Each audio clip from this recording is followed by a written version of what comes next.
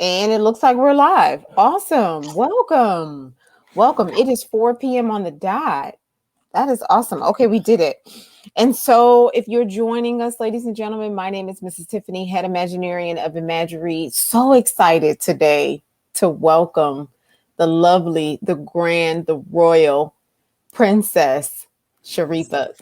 Before we get into it, let me just say thanks to Kalila. She's behind the scenes as usual, doing what she knows how to do best.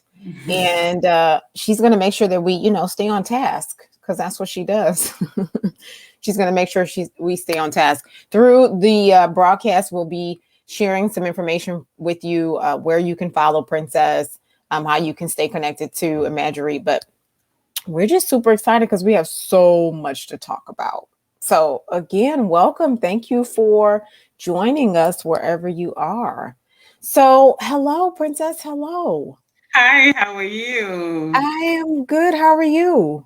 Good to see you again, as usual, my sister. I know it's just so I feel obligated to tell our audience, how long we've known each other and how we work together and how fond of, well, at least how fond of you I am in your work. Um, Same here.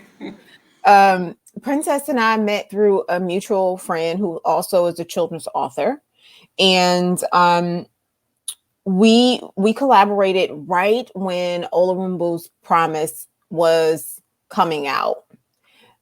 We did some marketing work for it. The book is phenomenal, like phenomenal. And we were in close contact for a little bit, and then of course life happens. I got busy with work. Princess kept working. Actually, she took a different position. Her family was getting larger. I got married. Just all this stuff happened, and we kind of lost close contact. And I had been thinking about her and said, you know what? What am I doing? What am I doing? I need to just invite Princess to talk about this phenomenal book, but not just that, her royal history, and how this interweaves into this story about what we can do for our children to support them in this very different time, right? And so I reached out to you. I think you liked something, and I reached out to you, and it was just like old times. I was like, "Oh, Princess, you're still my princess." So it's been wonderful. Do you have a different story you want to share with everybody about how we know each other and met and so forth? Yeah, with me, I think it's the same thing with you as well. We just connected as if we were, sisters from another world, another mother, And so Mhm. the connection was instant, and we met, of course, we met through our mutual friend, whom we don't have to mention her name, I don't Yeah. know, but yeah, but she's also an author, and she raved about Tiffany. I said that's the person that I need. Yeah. And so we started working on the Olurumbi's Promise. The coming out. She did the. She's very phenomenal with IT, and I am still learning to know about this technology. So she put together pre-release program. We had storytelling at the park. She put together not only the social media part. She also did the print flyers that I was able to spread around for people to come, and children. It was so nice because families dress their children up in African clothes. There was a little girl who was just so adorable as a princess, and so they came to the park and we did the storytelling, all based on Tiffany's guidance. So that was very phenomenal. And then with the book coming out, we worked together a lot. She taught me a lot. I learned a lot about book publishing. You can write the book, but publishing it is another animal altogether. So the marketing, the everything about it, she is very, very knowledgeable. So that's how we really connected, and we used to meet every week, physically and also online. Yeah, this was way before COVID. Way before COVID. Oh yeah. Yeah, we met at the library, we met at the coffee shop because I was so enamored with Princess's Gift. Her writing is just it's unbelievable. And this is what the Meet the Author series is about. It's about authors who are invested not just in the storytelling component or the storytelling art, you know, just as an isolated art, but as this broadened perspective, you know, where we talk about education and how to bridge the gap for a lot of children. We know that imagination is currency.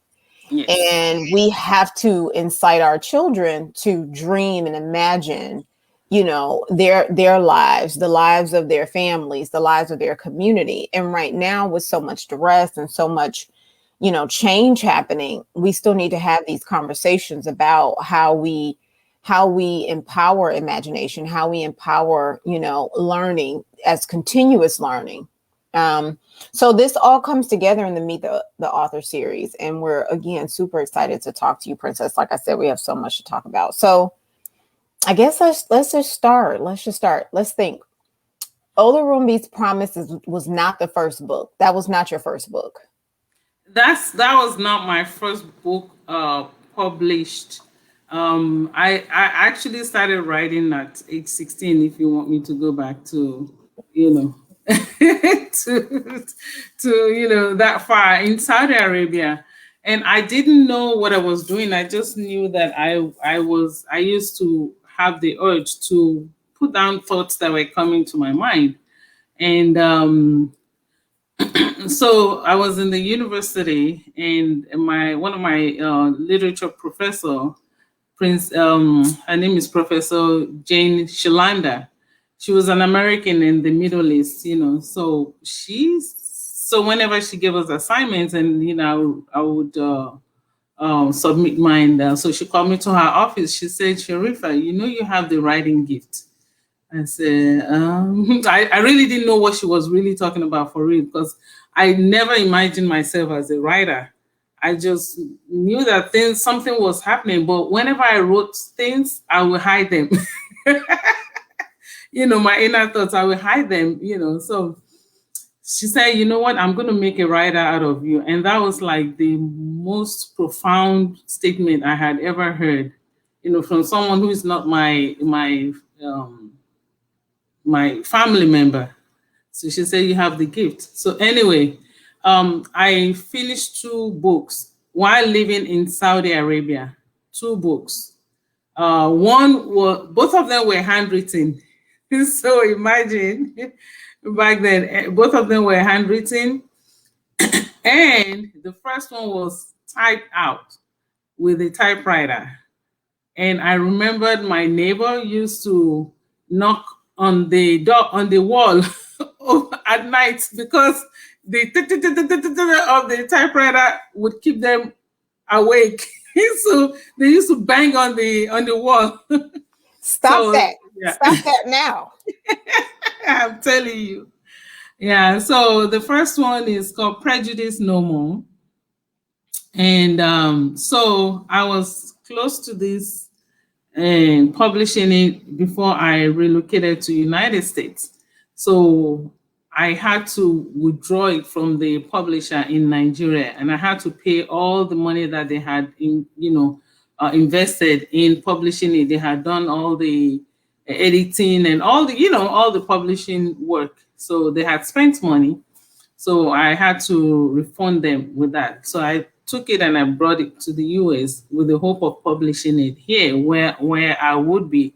So so that's a project that I put aside because I wanted to expand it. You know, when I gave it to editors here, they said I needed to expand and explain the culture. So the way I wrote it was for someone who was familiar with the culture, with my culture. So they said, we need the information. We need to know the context. We need to know the background.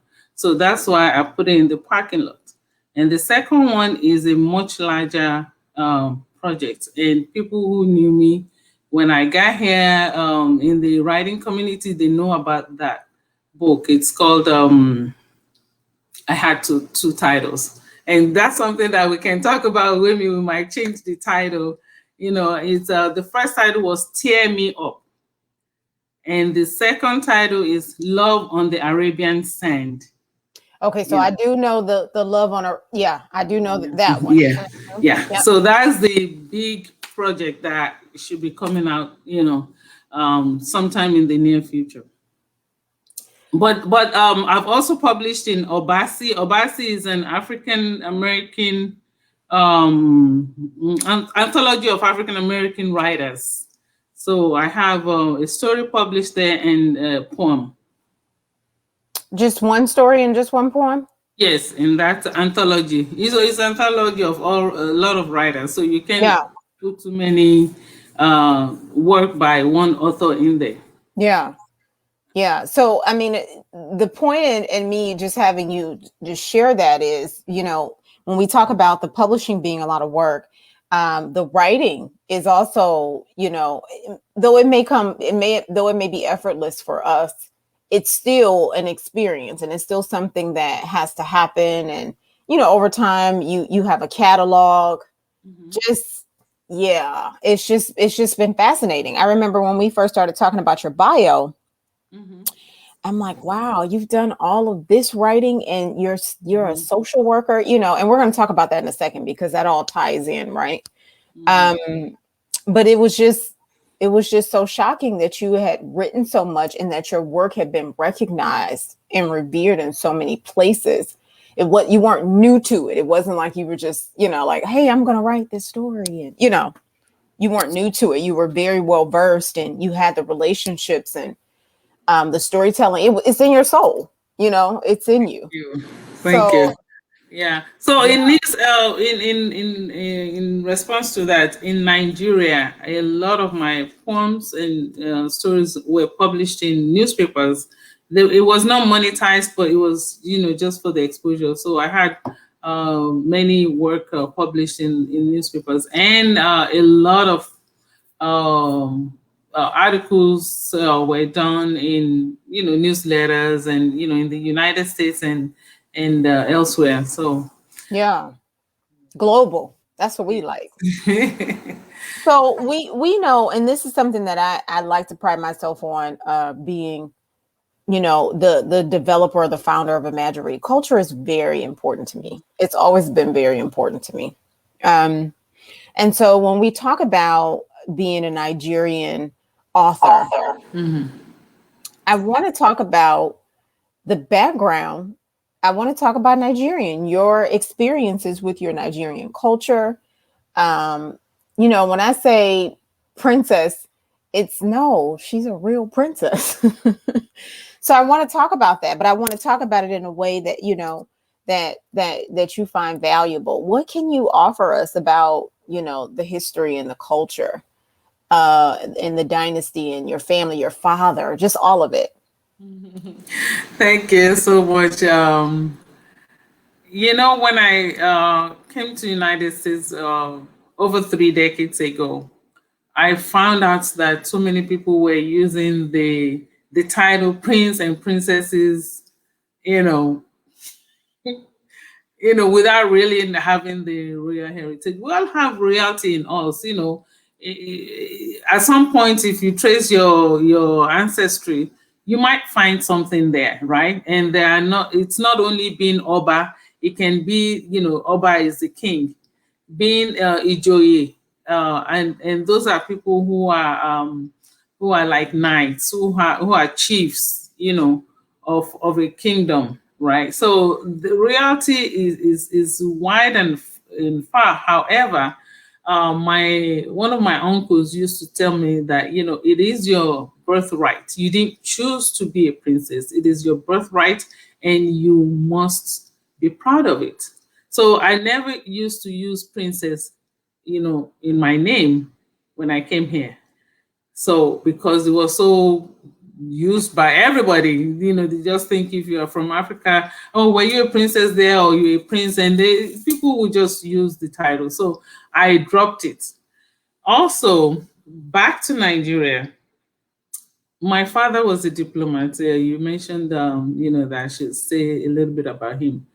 But he's from his father, his paternal family is the royal family. So they have this thing in Nigeria, in Yoruba culture.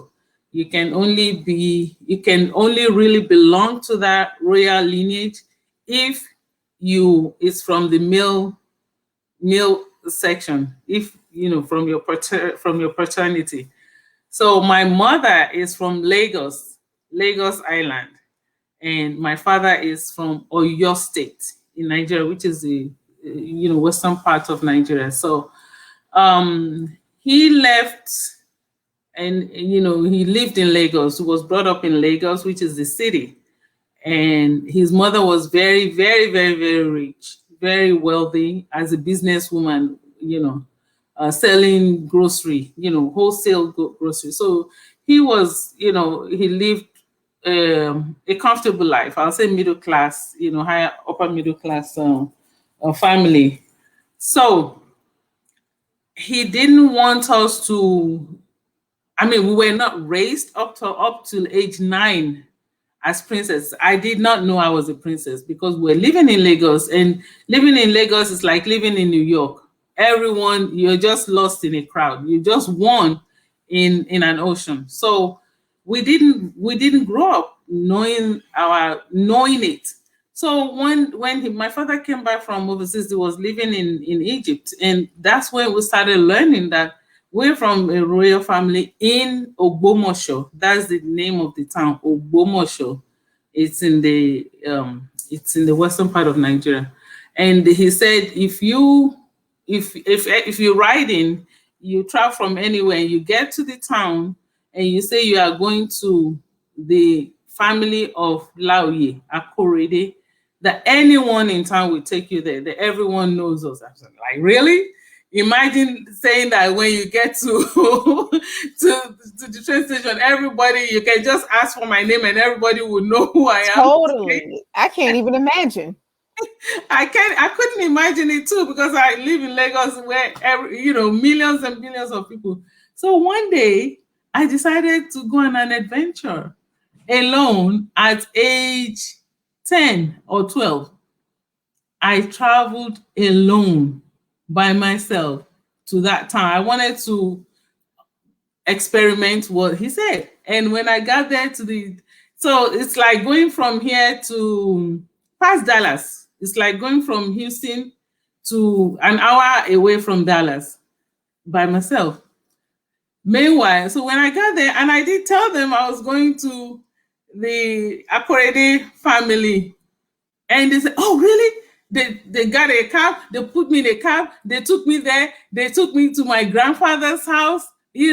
And the way I was treated, like royalty arrived. I'm like, this is fun.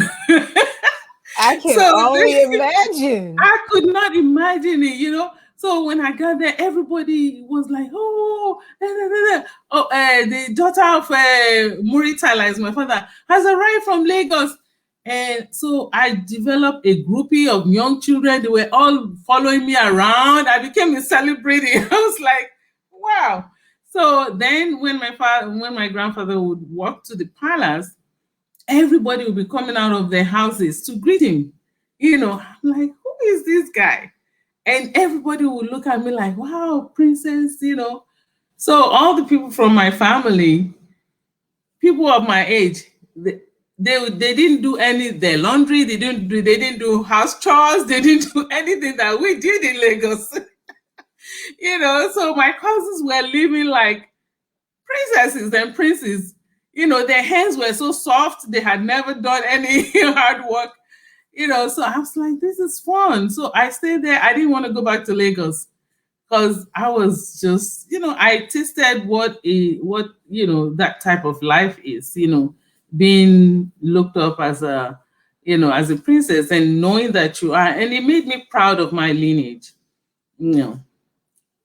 I can only imagine. I mean, when you start to think about what all is involved in that lifestyle, right? But understanding that there is a deeply rooted respect. Like you said, you would see, okay, these people, look how they're responding to my grandfather, you Mm-hmm. know, and that is, royalty, leadership, all of the qualities that we're talking about. I love that you encouraged everybody to just, seek out your genetic makeup. Like, look at your ancestry, because we must all have royalty through Yes, the bloodline. absolutely, Yeah, absolutely. I You love know, that. I've been following some African Americans who returned home, and it's amazing. There are so many of them who have discovered their lineage. And those who didn't even discover their lineage, they've been accepted back, and they call them Omowale, our child has returned. If you Google some of them on YouTube, they are experiencing a fantastic journey in their lives, reconnecting back to Africa. And that's one of the things that I feel that we need to work more on in unity. The African immigrants here in the United States and other parts of Europe, and the African Americans and the Africans in the diaspora who were forcefully brought to United States, Caribbean, the Caribbean, the British Empire. If we could only, if we can only, what, cooperate and unite, Africa will be unbelievably marvelous. Yeah, yeah, I That, totally, that that connection is what we need, and cooperation and love and unity. I If agree. if we can all work together, if we can all work together, it's going to be a beautiful world for everyone. We're not Right, against anyone. It's not going to be a racial discrimination type of thing, but unity totally. for our own success and progress. Totally, totally. I mean, and we've been talking about this in broader context with returning to home, Ghana. Some of the programs that are saying, hey, come home, we need your innovation, we need your organization, we need your, new village thought. Yes. So this conversation is getting bigger and bigger. And again, I can't wait. When I tell you, Princess, every day my prayer, and the creator knows, it's take me home at the right time. Ma'am. Yes, Because I ma'am. know there's so much to see and experience, and everyone who's Mhm. already gone, they've been like, oh, Tiff, you may not come back. And I believe them. Mhm. I believe them because it's so rich and it's so beautiful. But I love that even we're talking about that, because the unity is very necessary. We have to start having very candid conversations about what we need to do to stick together, to imagine new futures. If we're talking about this legacy that we want, we hope to leave for our children, Yep. then unity and unity consciousness has to be front and center. It shouldn't be about, Africans versus African Americans. That's Yes, not, ma'am. yeah, we can't. What can we do with that? Nothing. We have to understand how relative the entire conversation of inclusivity is. We're all the same. We're all the same. Absolutely. We're the same. Absolutely. So I love that. I love that. Okay, so when you write, because I'm piggybacking off of the royal story, right, in the royal family. When Mhm. you write, as like Olorunbi's promise, there is some sprinkle of, royalty, and that the culture of this village, and I don't want to say cause and effect, but some of the proverbs, some of the things that you do versus you don't do, and when you don't respect, the culture, and when you don't do the things that you're supposed to do, what happens? Like, Yes. Yeah. how has your upbringing and that lifestyle, like, affected your writing overall? One of the things that as you asked that question, that came to my mind is that my father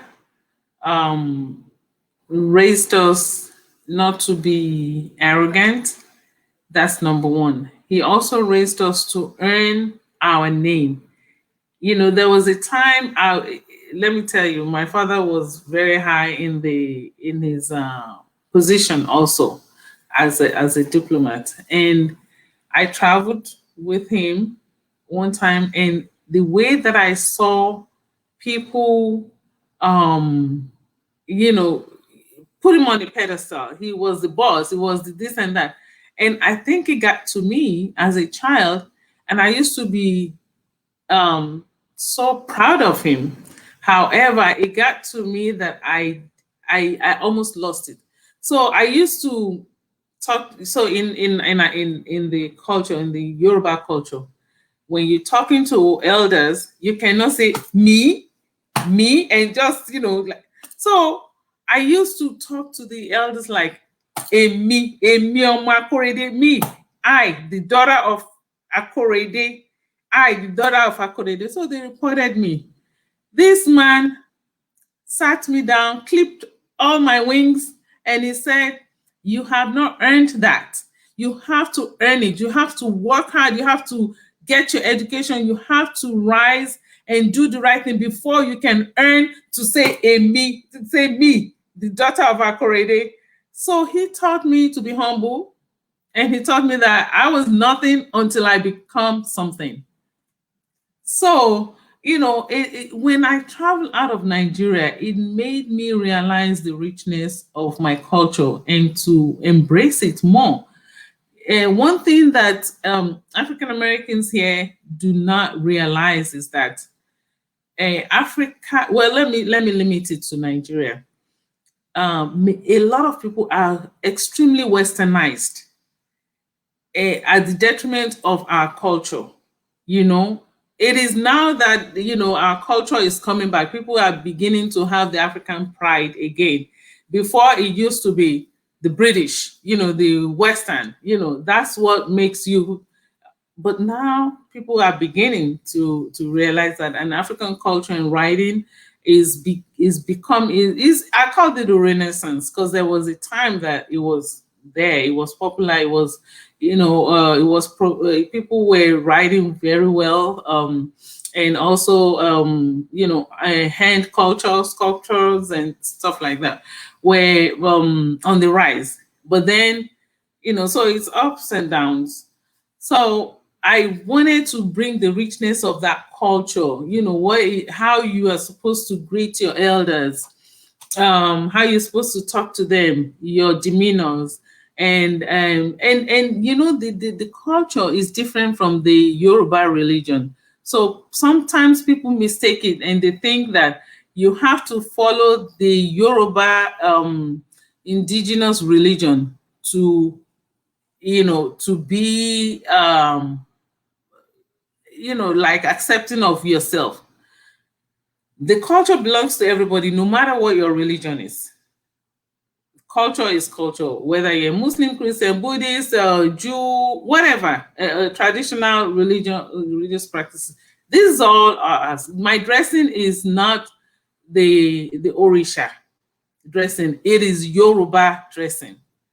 So we all of that I want. So what I wanted to portray in my book is that the culture, we have to embrace it and love it and use it, and it makes us a better person. It makes us better people, and the sweetness of relationships, romantic relationships that many people may not be exposed to as Nigerians, Yoruba, culture.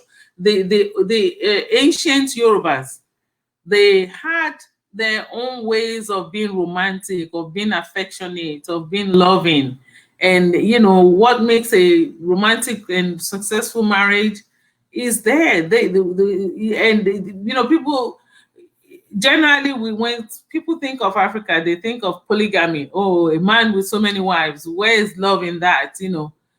But there are so many love stories, and so that is one thing that I wanted to portray in Olurumbi, And I had a reader. It said, but I want my husband to be like Ayo. And they say he's so sweet, and He I is have, sweet.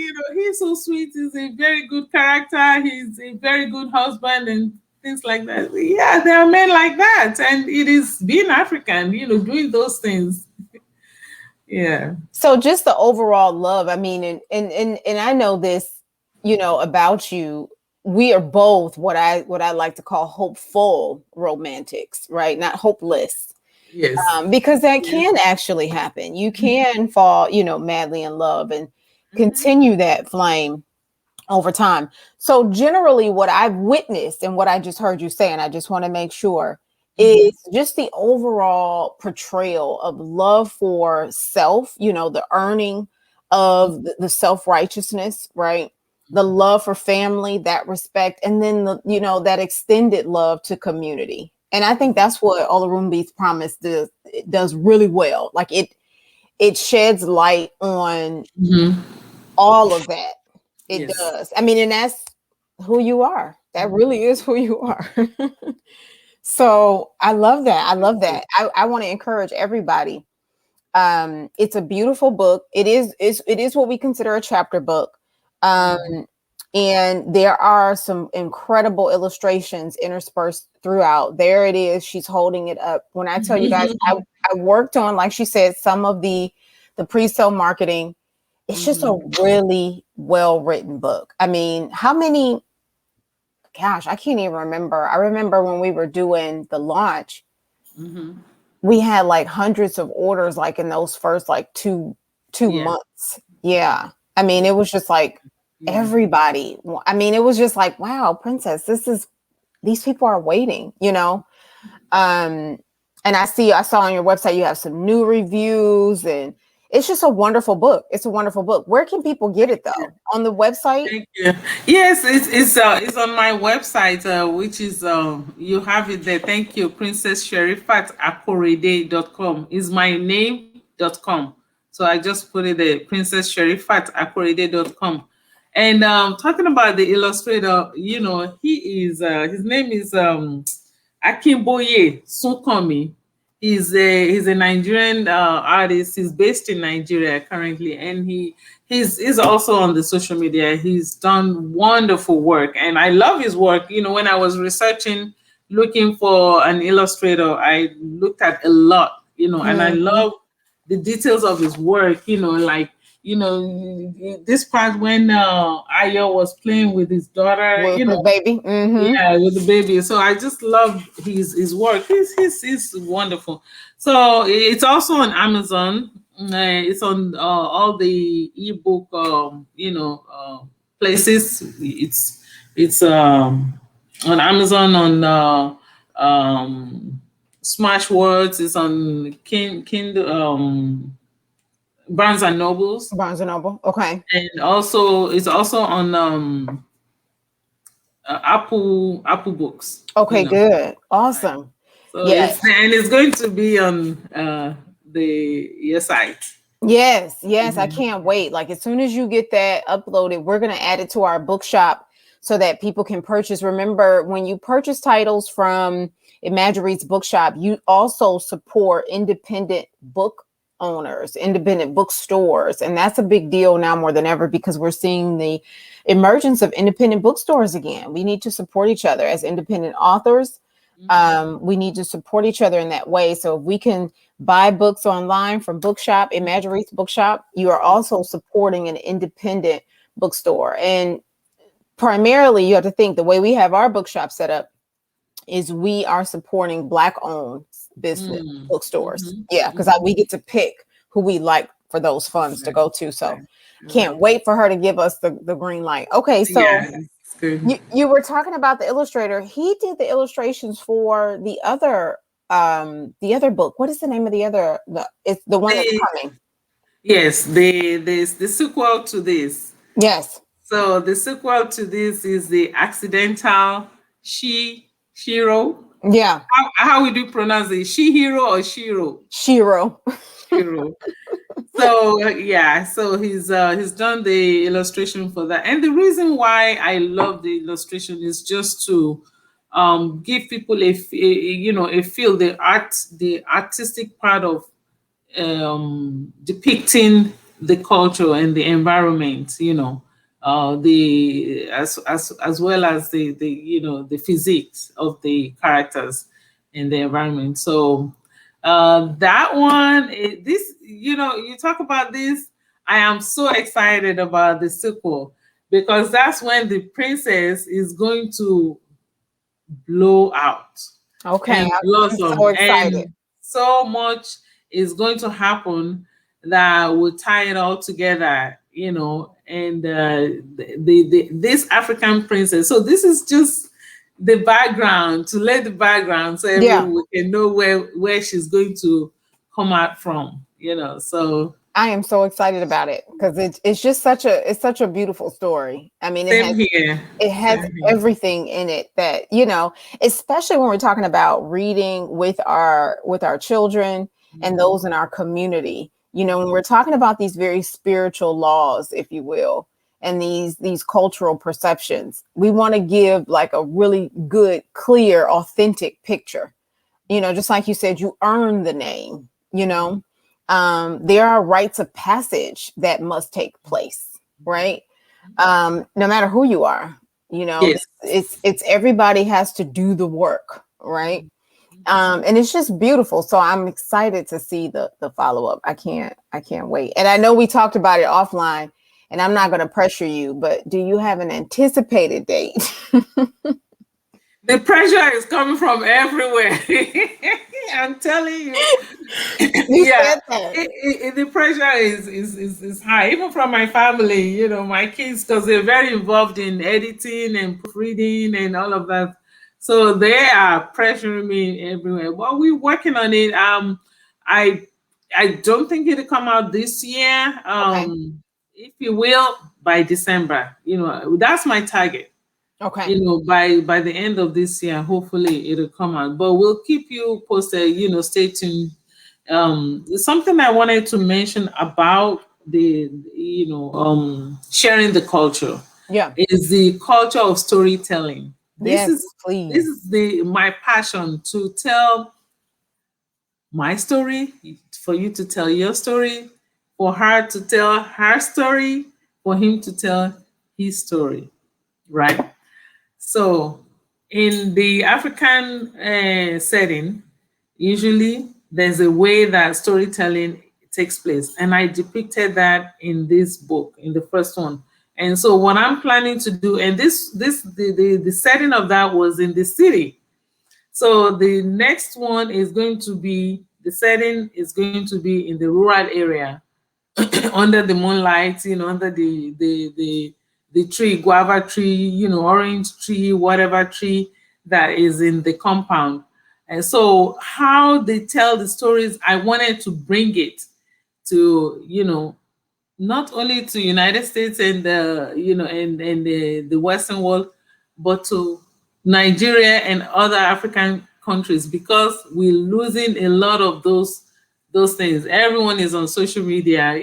Social media is good, but we also have to um, keep our culture, retain them and utilize them, and because they enrich our lives.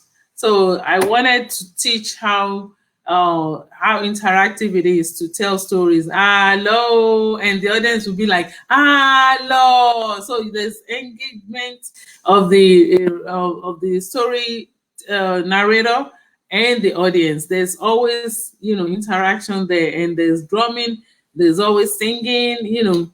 I remember as a child, I used to we would all ask whenever there's storytelling time, is there going to be a song, is there going to be a song? And those songs, they are always in the stories, and the songs, they are always messages, positive messages Right. for us to learn, to help us grow as a well-rounded and well-grounded person. I'm so glad that when you host the events and you center storytelling, that it's like you said, it's a full interactive exercise, right? Because you do have to be immersed in the culture for you to really understand how personal it is and how precious it is. So, do you have, and I can't remember because it's been a while. Do you have any of the videos like posted on YouTube or on your Facebook Mhm. channel? Mm-hmm. for people to watch and just Yes. get a taste of it? Yeah, on YouTube, there's a lot of them on YouTube, and it's under my name, Sherifat Akorede, and there's another YouTube channel which is Princess Sherifat Akorede. So there are a number of events like that, and so you can learn and you can teach your children, and you can do storytelling with them using the same system Awesome. Okay, so method. I'm hoping Kalila got that, so we can get that out for sharing. Definitely want everybody. I mean, storytelling is, to me, it's always, I like to look at it as our birthright. When we talk about royalty, it's Mm-hmm. how we have learned Mm-hmm. since the beginning of our times, right? Our families pass down these beautiful stories, and it's up to Mm-hmm. us to be the keeper um, and the teller of those. And so it's critical that when we're talking about storytelling and the magic of stories, that we talk about them in, for teaching purposes. And that's what I want to talk about next. When, Mm-hmm. your profession and how that all plays into, some of the things you've experienced as being a social worker, and the education piece and how it all ties in. Like, Mm-hmm. what do you, well, first of all, being a social worker is tough. It's tough. I'm It's so a glad calling. It it is a calling. listen, when I first moved here, I thought that was what my calling was. I really did. And I don't tell this story often, but I signed up to that's why I moved to Houston to attend Okay. TSU to finish my undergrad in social work. Okay. And I remember actually being in like the first week of class in the sociology class, which I really enjoyed. Mm. And I remember, going through classes, and something just, I don't know, it was just like, I don't think I'm cut out for this. I know I love people. I know I care, Mhm. Mhm.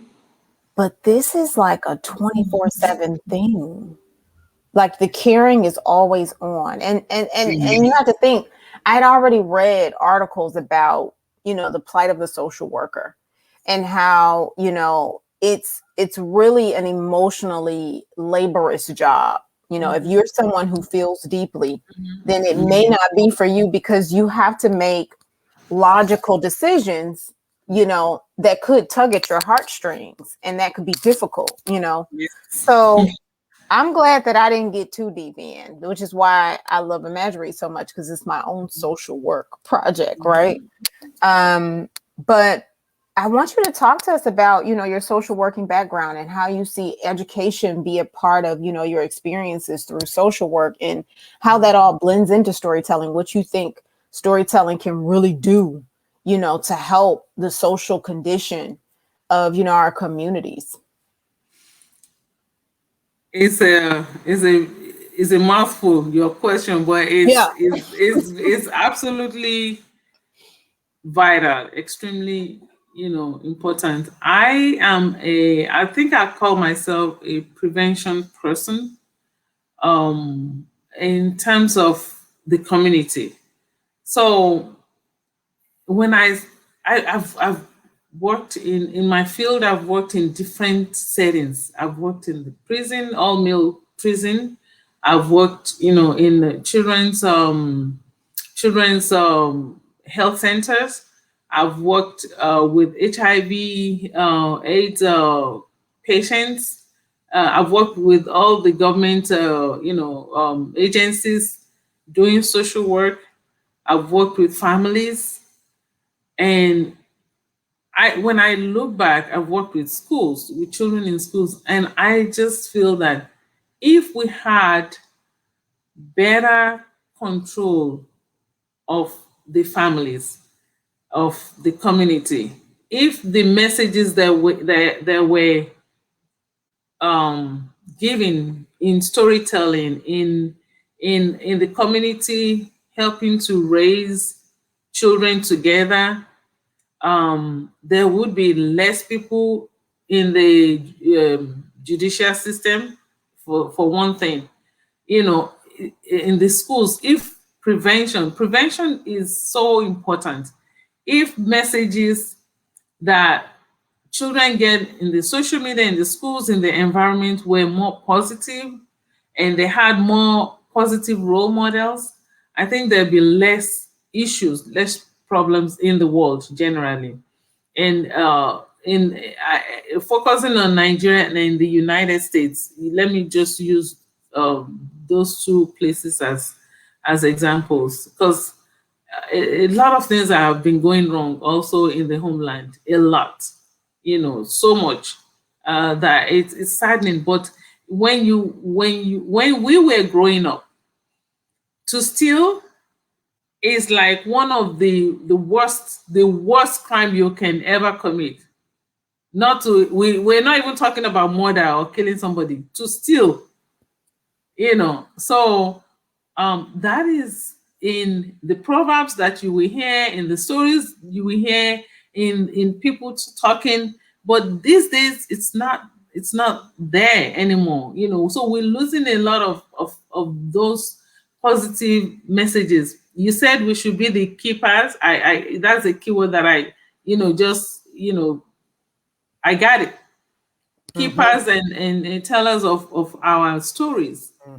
That all those stories, there should be messages. There are always positive messages. Right. So when we don't use that, we're losing a lot. So the dressing, the way you're supposed to dress, they are in stories and in songs and in proverbs, in sayings. So with my social work, when especially in the prison, my heart breaks a lot when I see young people, because of what they call seemingly unimportant decisions. They make those decisions senselessly, and it destroys their life, because from the moment that they have the number, and once they're out, even when they're out, they cannot get jobs, or get the right types of jobs, or pursue their education in some places. The record is there. It just messes up their lives. But if we can prevent it, so parents are the messages that children are hearing in the community is, your parents cannot do this to you. I'm not talking about abuse. I am totally against abuse. Yeah, absolutely. Totally against. But discipline, giving the parents the ability to raise their children with a balanced way. There's a proverb in Yoruba. It says, when you tap or beat a child with the right hand, you use the left hand to bring him or her back into your bosom and console them and tell them what they did wrong, why they discipline them.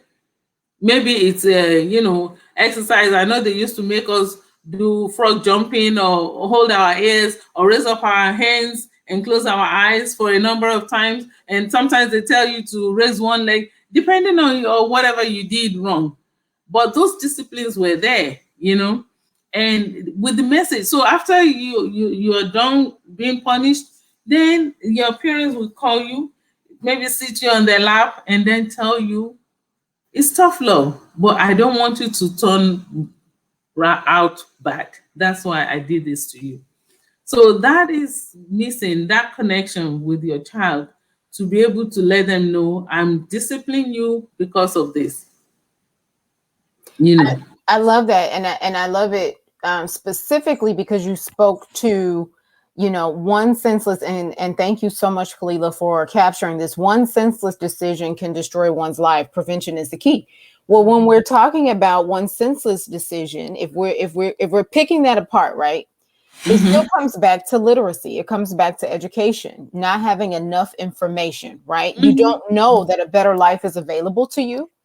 So you don't act, you don't follow through with that. And this is why literacy development has to continue to be the foundation for a solid education.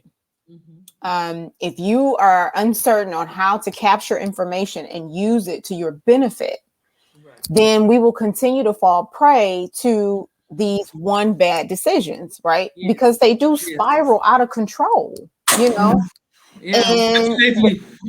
the parents are affected, the communities are affected, everybody is affected. And it, as we've seen, you know, traditionally, there's a lot of grieving and a lot of loss involved. And it's just a lot of, you know, very unfortunate situations that may or may not, you know, could have gone otherwise, but it's still an opportunity to talk about what we can begin to do right now. And it does start with education, but before we talk about education, we have to talk about literacy being that foundation. And that's why the storytelling and the rich culture and everything that you're doing and have done is what I want to talk to you about today. So thank you for sharing that about social work. It's like I said, it's tough, and I commend. I'm like, absolute social work.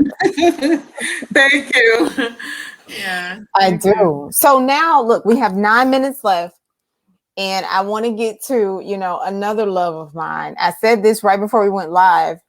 I said, "Oh my gosh, I'm such a little girl. I want to talk about." I don't even know if I want to talk about it. I think I just want to drool while you talk about the doll collection. Princess has some beautiful doll. Oh my God. I want to say I saw her. Did I see her on the website? Is she on the website? Yeah, they are. These dolls, ladies and gentlemen, are available on Etsy. Royal Heritage Publishing is the actual shop, correct? The Royal Heritage Shop. Yeah, Royal Heritage Shop. Okay. So they're available. There are also some on the website, but look at these dolls. Oh, Okay. this is Princess Olabomi. Sorry. This is Princess Oh, Olabomi. And she is wearing this gown here, ball gown. And this is her too. She's wearing Iro and Buba and Gele. what? Look at her. She is gorgeous. She is Yeah. all done up and ain't going nowhere but home. Yeah. So I love them. You know, it's the child in us. We shouldn't lose that. I So know. this is Princess Temilade. So this what she's wearing is hand woven Ashoki. You Okay, know. tell us about that. Tell us about that. Okay, so hand woven Ashoki is um it's very royal, you know, because it's hand woven and they have different thread that they use. Sometimes they use silk, sometimes they use cotton, you know, and so depending on how you wear it, like all the queens, we have this, the hair tie, the hero, which is the wrapper, and then they would have another one. It's called Ipele. It's a shawl, you know, they have to don it. She has Yeah. one, you know, it's somewhere there. And so, and look at this. What? Look at this. Look Look at at this. her. This is Princess Titilayo. Tita Layo. Uh-huh. Look at her So dress. Wait, that's a dress. Okay, that is a yeah, dress. yeah. Oh my gosh. Okay, so I'm just stuck on when you first told me that. No, I saw it. I think I saw it. I don't think we had talked yet. And I was like, oh, dolls. Because I love dolls. I do. Look at this one with her afro. Yes, she's who I saw on the website. And I was like, Uh-huh. get it, girl. I love this. I love her hair. It is gorgeous. So does she have on? She has on a skirt? So this one has on a long skirt, Yeah. you know. And she has her jewelry. Well, it's really her top is adorned. Okay, look at her. So, are all of these on the site, or this is your personal collection? Oh, they are all on the site. I play with them too. No, I get it. That's why I'm like, Princess, I got to save some coins because I need one of each. They are beautiful. Oh my gosh, what Yeah, is her name? this is Princess. What's this one's name? Princess Folashade. and Wow. they all have meaning. So when people order them, I would write the meaning of the names. There's a print that comes with the order, the meaning of the names, and then and things like that, and the information. So she's wearing a three. This is an Euro wrap around skirt, Euro and buba, and look at her gele. Wow. Oh my gosh. She is gorgeous. Look at her shoes.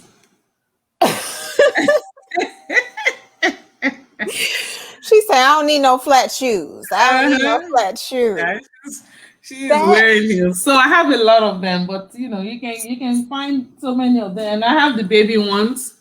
Look at this one. This is a baby. Yeah. See, I don't have girls. So I'm lately all of my good friends who have daughters.